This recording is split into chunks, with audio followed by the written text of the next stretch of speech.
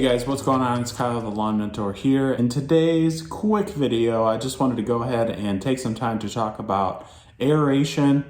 What is it? Who should do it? If you should do it, when you should do it, and most importantly, should you go liquid or mechanical for those times when you need to aerate? So stay tuned.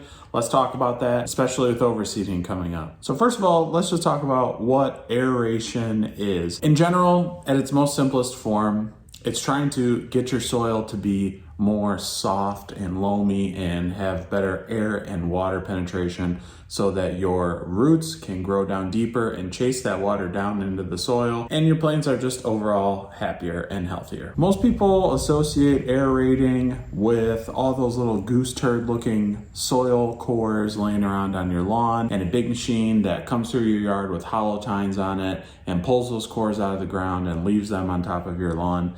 And a lot of people get annoyed with it. One of the biggest questions I have gotten this year is, should I aerate? And if I do I need to do it with a liquid or mechanically? This product comes in the biostimulant package, and a lot of people even wonder, if I'm using the biostimulant package and I use aerate, how often should I use it? And if I do use it, does it mean that I have to mechanically aerate it all or not? I gotta give some major props to John Perry at Lawncology for actually conducting a study to back up the data that he supports. And long story short, without going into all of those videos, what he found is that this liquid aerate product does just as good, if not better, a job at aerating soil as a traditional hollow tine aeration tool does. So, is there ever a use case where you should take a mechanical aerator, whether it's a hollow tine or even a spike aerator like I've got back here, and take it through your yard? And in my opinion,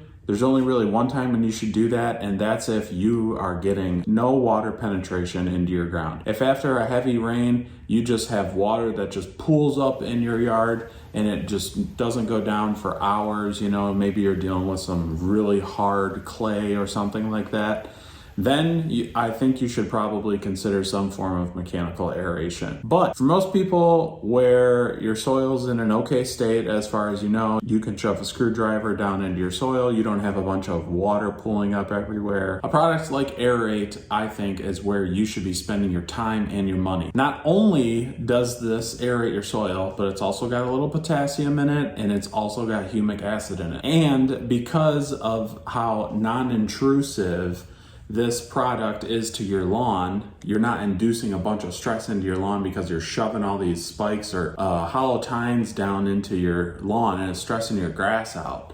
You can apply this anytime, and in fact, I apply this all throughout the entire year, and that helps keep my soil nice and soft and aerated. Now, if you're still not convinced and you still are one of those people that has been a die-hard mechanical aeration person, let me explain another reason why I prefer this product. Not only does it not introduce a bunch of stress into your lawn, just think about this for a minute. If you are doing hollow tine aeration, you're taking cores of your soil out of the ground and you're bringing them up to the soil surface, and some people remove them. And let's talk about that. You take that soil, you have been all year slamming nutrients into that soil, and you're gonna remove some of it. I think that's a terrible idea. We spend all this time during the season trying to load that soil full of nutrients so that our grass can take it up. It has to get down into the soil, be processed by those microbes, and then taken up by the plant. If you're taking that soil mass away, which is carrying all of those nutrients out of the soil, and in the case where you're removing them,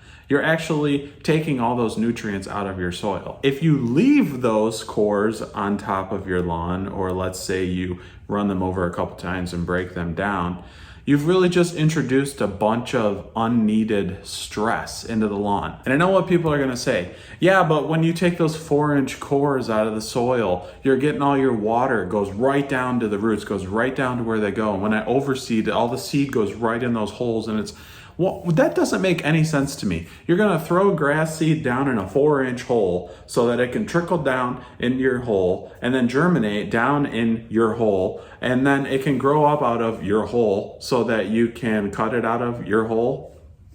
Come on, that just doesn't make any sense. You want the grass seed on top of the soil where the rest of the grass plants are growing, and then to grow roots down into the soil just like normal. And if you're that worried about getting nutrients to go down into your soil that you feel like you need to make a hole in your lawn to put nutrients into your lawn, why aren't you just using liquids in the first place? The liquids are a way smaller particle than a traditional slow release granular. It just doesn't make any sense to me. Mechanical aeration is just not for me unless I'm in a dire situation where I've got water sitting on top of my soil or something like that. I'm sticking with a liquid aeration product. I like the N-Ext DIY Air-8 product. It's got some potassium in it, so that's great for times of stress. You can use it all through the summer. It's got humic acid in it. I don't see any reason why, especially with the data that John Perry gathered from the experiment that him and his team conducted to show that this actually does break the bonds in the soil and it's not just a gimmick. There's no other choice. So with that being said, if you are somebody who's been waiting to aerate your lawn because you think it needs to be done in the fall,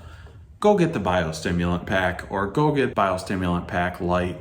It's got Air-8 in it. Get that down on your lawn. You can hammer this onto your lawn up to 9 ounces, 1,000 square feet. This is something that I think everybody should be using all year round to make sure that their soil stays in a good condition. I have applied this product through a backpack sprayer. I've applied it alongside RGS. I've applied it alongside Humic 12. I've applied it alongside fertilizers. And in fact, I like to take this product and apply it first thing in the spring when I get my pre-emergent application down. That's my 2 cents. Feel free to share your opinions in the comments. Feel free to let me know if your opinion differs or if you agree with me and maybe I've changed your mind. If you guys appreciate content like this and other content that I've been putting out lately, it would be awesome if you could go ahead and hit that thumbs up button and give me a like. I really appreciate when you guys do that. I also plan to talk about dethatching coming up. And so I'll put together another really short video to talk about dethatching, what it is, when to do it, why you might not want to do it in some cases. So stay tuned for that. So if you guys have any questions, leave them down in the comments. So with that, thanks for tuning in. I'll see you guys in the next one.